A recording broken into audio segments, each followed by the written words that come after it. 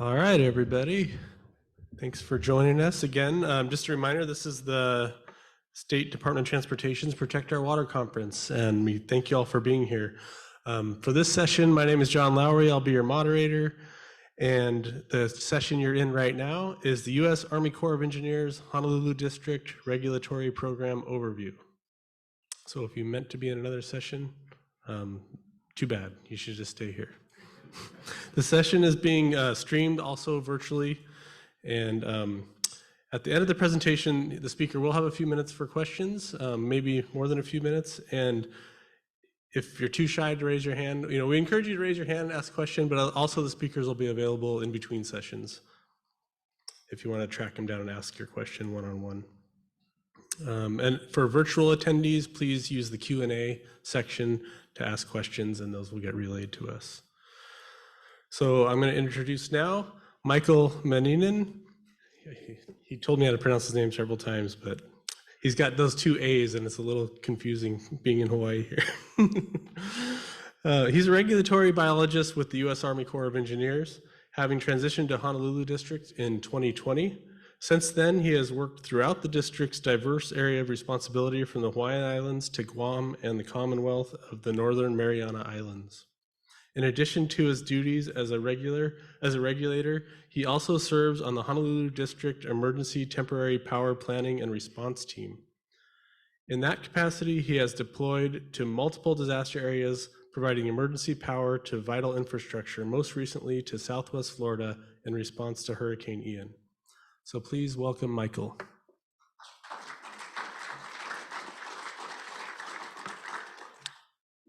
Okay, good morning, everybody. I'm Mike. I'm with the USACE Honolulu District Regulatory Office. Excuse me.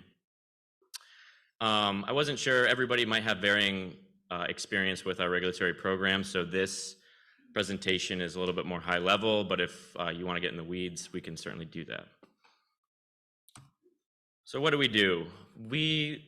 Us regulators review Department of the Army Corps permit applications for certain activities and work in waters of the U.S. And in that capacity, we act as like an honest broker between federal regulation and the public.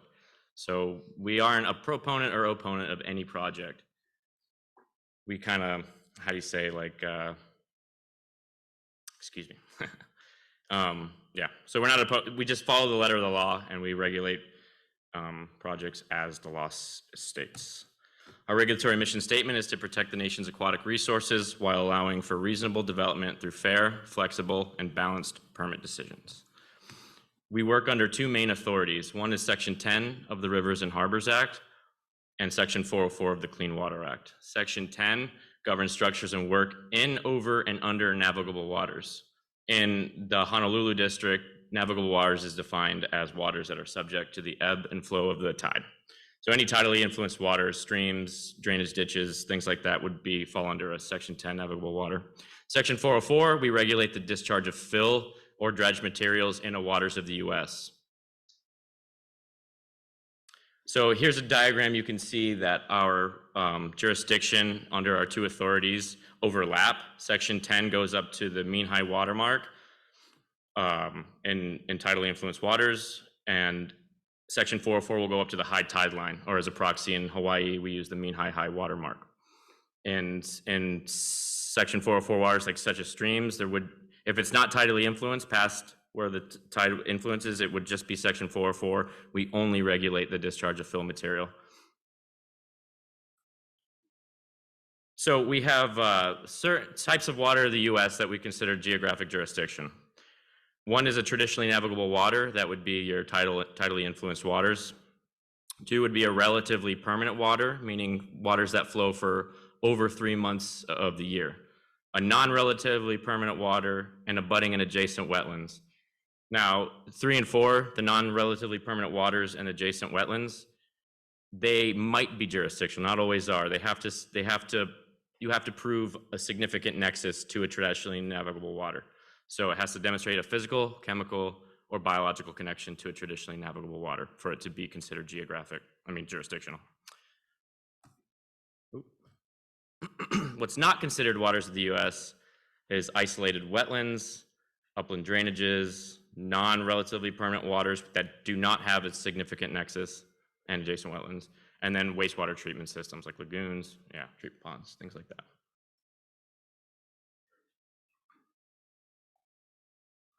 So, okay, so we have two different types of permits. One, the vast majority of our fall under general permits. Our nationwide permit program is permits that have already been vetted out at a national level to demonstrate they have no more than minimal impacts to waters. Last year, we had 151 nationwide permit actions. Our most common, 90% of the actions we do would be a nationwide permit 3 under maintenance.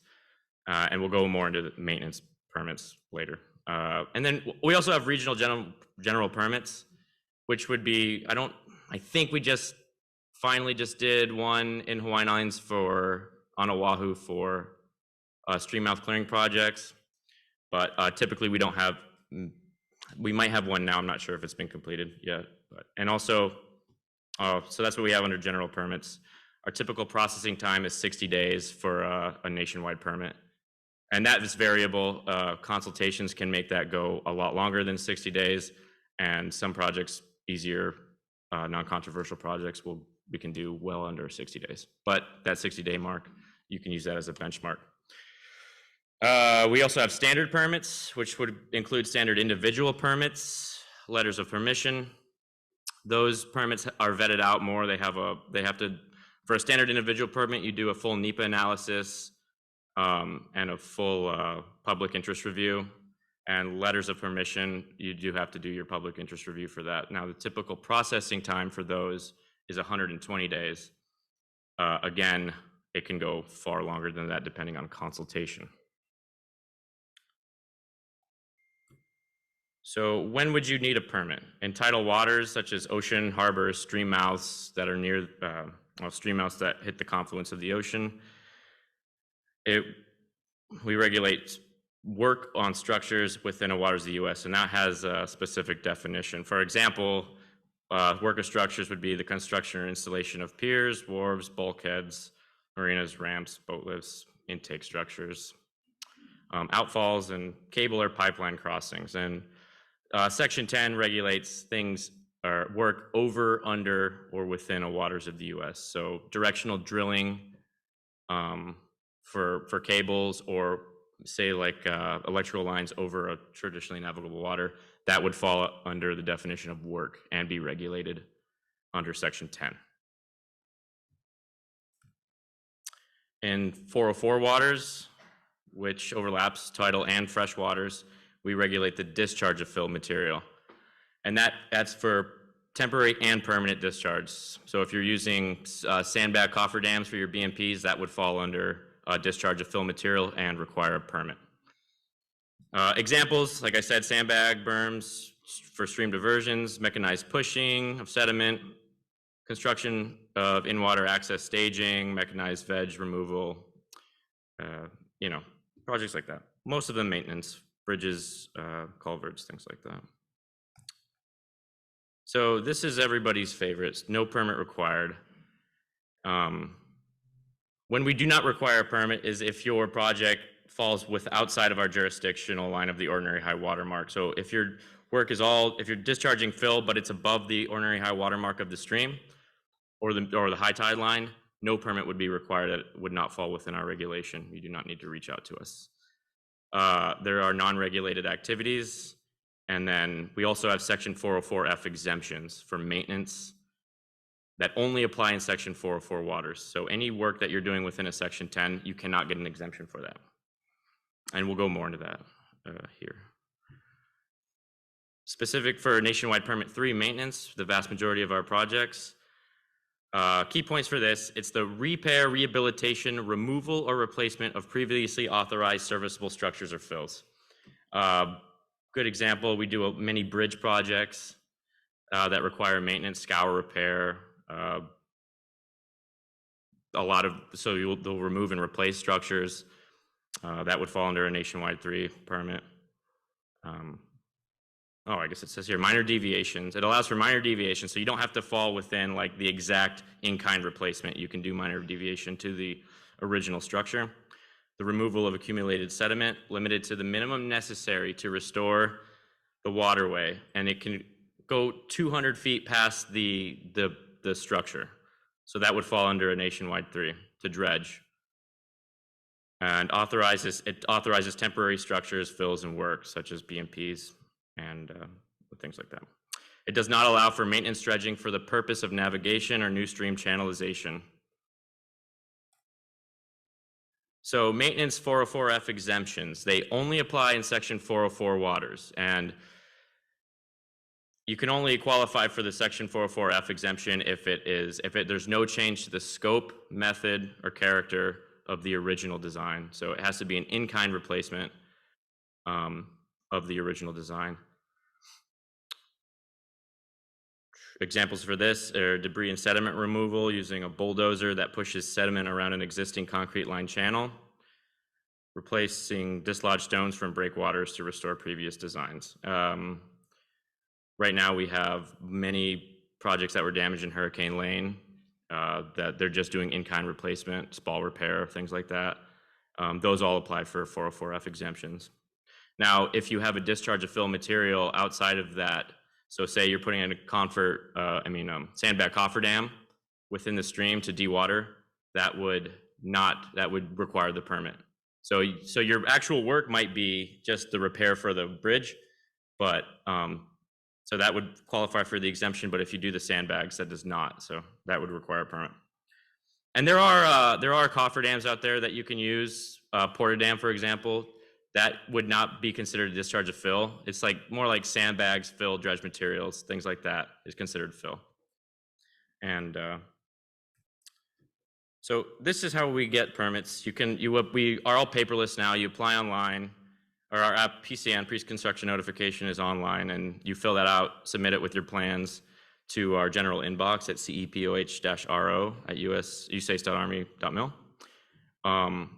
For questions, you can call our general line here. And if you think you have a exempt project or something that falls under nationwide permit, you can always just give us a call and we'll answer all your questions. It would behoove you to call us and let us know what you're doing, and we can kind of guide you on the easy path of least resistance to getting your permit complete. And that's kind of all I had. Anybody have any questions?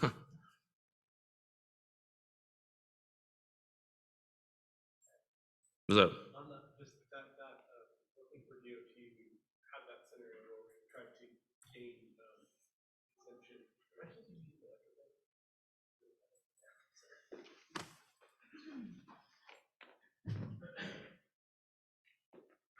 So we have tried helped assist DOT with getting exempt from clearing some of the drainage ways or like concrete line channels that go through their property. And so I just want to get clarification. It sounds like what I heard, you can actually place BMPs, sandbags. If it's an exempt activity, you can actually place those items in while you're doing the maintenance work, and that's not considered fill?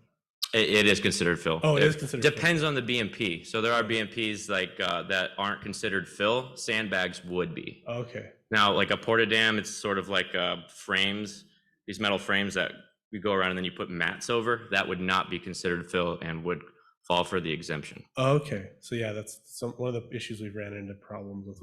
We think the activity is exempt, but then maybe DOH wants us to put BMPs in, and then those make the activity not exempt. So we've kind of gone back and forth. Yeah, and there are ways to get around that. If you call us, we can not get around, but so yeah. You don't have to get the permit because you're not actually doing the discharge of fill. Okay.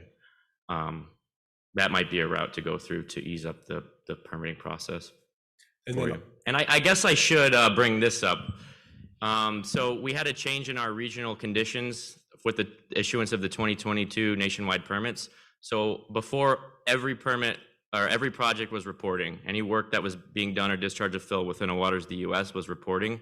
With the issuance of the 2022 permits, we now have non-reporting permits. So if your lead federal agency is Federal Highways, they would be, if it falls under nationwide 3A, C, or D, that's considered non-reporting now. When the lead federal is, the lead agency is a federal entity. then they have to go through their own consultation process, and they would take that over, and no permit would be required from us. And if you're a government agency, as long as essential fish habitat, no Endangered Species Act consultations are triggered, or Section 106 of the National Historic Preservation Act is triggered, that would be non-reporting too. If they are triggered, then it is reporting, and you'd have to get a permit from us, if that makes sense. And the best way to find that out is to just give us a call, send over your project plans, and we'll do a full review and let you know. Because we're here to kind of facilitate and help you through the permitting process. We know it's quite complicated and can be time consuming. So that's what we're here for. Yes, sir. A quick follow-up to that. A quick follow-up to that for your BMPs that would be exempt as fill, without mentioning a vendor's name, these water-filled bladders that you can use as in place of sandbags. Mm-hmm. Would that be considered fill? No, sir. No, that would not.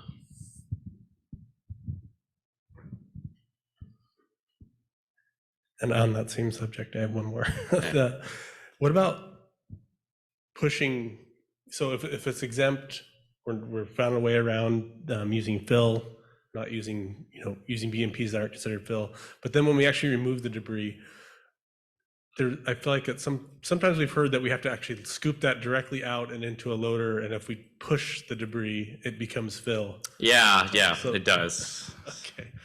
So if you reach in with a bucket, grab material, and then you have a staging area, a truck, or a dewatering area next to the stream, and you dump it there in uplands above the ordinary high water mark, no permit was required for Section 404 waters only. Section 10 still needs a permit. But if you push mechanized land clearing, anything like that, that is considered fill. If you're pushing sand, it's just the way the regulations are written. So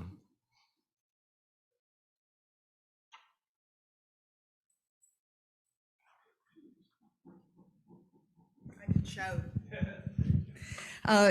You had a definition of jurisdictional waters, and it's been back and forth and all over the place over the last 4 years. And I know the Corps and the EPA are working, or were working.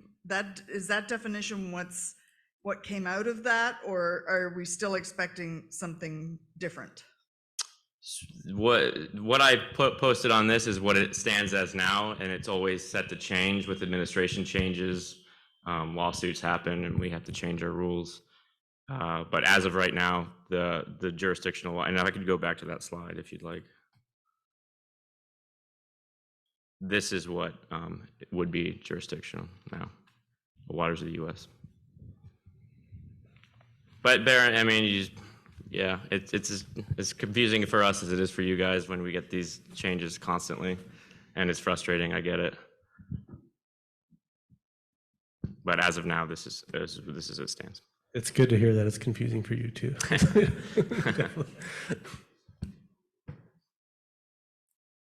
Any other questions?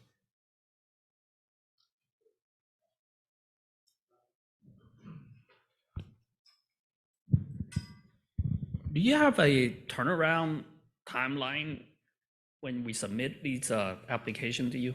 Yes, sir. So when we get a submission, we have 15 days to determine if it's a complete application.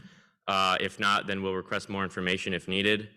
If it is complete, we have 60 days from the date that it's determined complete to finish the days. For a general permit. For an individual permit, that day is 120. And of course, it depends on of consultations with essential fish habitat, endangered species, and Section 106, and potentially, I mean, we could go down this rabbit hole, but there's all kinds of things that could happen, 408 stuff, clean water stuff, CZMA. But yeah, the consultations is what kind of holds these things up. And it could go, I mean, I have a project right now that's over a year just because I can't get the consultations through. Generally, 60 days is what we try to aim for a nationwide permit. We have an online question. So this person asked if we are repairing an existing drainage outfall structure for maintenance purposes, we are applying NPW3. Would it trigger section 404 if we are placing BMPs around the outfall, which is the ocean water?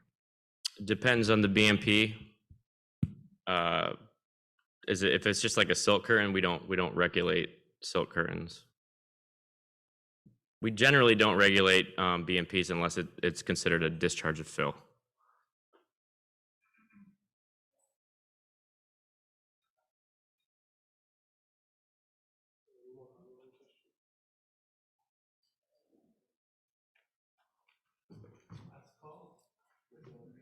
Track Michael down in the hallway. Yeah, I got my business card. If you guys want to come grab it, you can give me a call anytime or shoot me an email.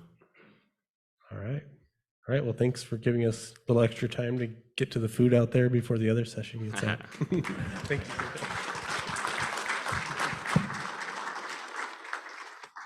So yeah, just a reminder that the next session starts at 9:15. Try to arrive a little bit early so you can get settled before it starts. And thanks for attending.